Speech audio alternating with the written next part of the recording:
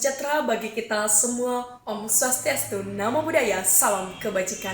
Yahoo! Salam literasi. Perkenalkan, saya Rosmedar Indari Zebua dari SMK Sastra Kristen Harapan Sejahtera dengan jurusan TKJ.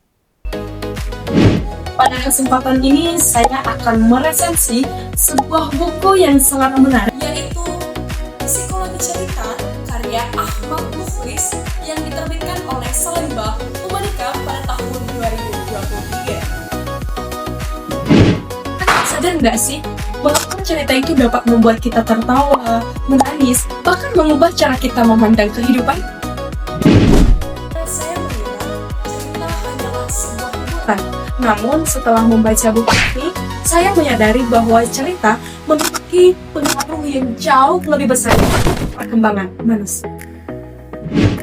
Ini terdiri dari 212 halaman dan membahas hubungan antara cerita dan psikologi. Penulis menjelaskan bahwa cerita sejak dahulu digunakan sebagai sarana untuk menyampaikan pengetahuan, pengalaman, budaya, dan nilai-nilai kehidupan dari satu generasi ke generasi berikutnya.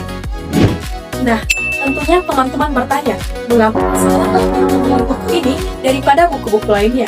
Yang pertama, saya sangat suka dengan dunia psikologi.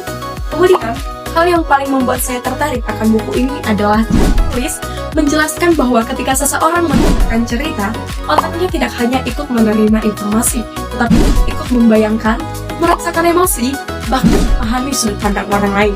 Itulah mengapa cerita dianggap sebagai metode yang paling efektif ketika belajar.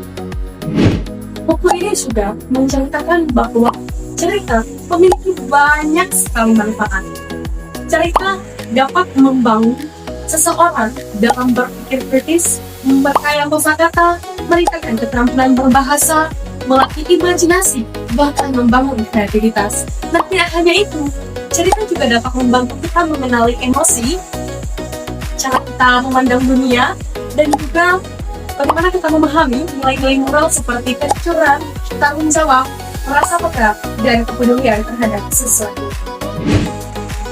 Dan menurut saya, salah satu pesan terkuat dari buku ini adalah cerita dapat membentuk karakter seseorang. Sebuah cerita yang baik tidak hanya untuk menghibur, tetapi juga meninggalkan pelajaran yang dapat diterapkan dalam kehidupan sehari-hari. Tentu saja, buku ini memiliki beberapa kekurangan. Bagi para pembaca yang belum pernah sama sekali mempelajari dunia psikologi, beberapa istilah ilmiah, terutama yang berkaitan dengan ilmu saraf, kemungkinan besar akan sangat sulit untuk dipahami. Jadi menurut saya, alangkah lebih baik jika penulis lebih menambahkan banyak ilustrasi dan contoh sederhana agar pembaca lebih mudah mengikuti pembahasannya. Namun, secara keseluruhan, kelebihan buku ini jauh lebih banyak dibandingkan kekurangannya. Bahasa yang digunakan cukup sederhana, penjelasannya lengkap, dan setiap penjelasan didukung oleh teori maupun hasil penelitian, sehingga buku ini terasa lebih kuat dan meyakinkan. Setelah membaca buku ini, saya memperoleh pemahaman yang baru tentang cerita. Cerita memiliki kekuatan sendiri untuk membentuk cara berpikir, menumbuhkan rasa empati, mengembangkan keterampilan berbahasa, dan bahkan membentuk karakter seseorang. Hal inilah yang membuat saya semakin menyadari bahwa pentingnya budaya membaca bagi kehidupan kita. Oleh karena itu, saya merekomendasikan buku Psikologi Cerita bagi para pelajar, mahasiswa, guru, orang tua, dan siapa saja yang ingin memahami bagaimana cerita dapat memberikan dampak yang begitu besar terhadap perkembangan manusia. Akhir kata, semoga resensi ini dapat menambah minat kita untuk membaca dan memanfaatkan cerita sebagai sarana untuk belajar, bertumbuh, dan menginspirasi.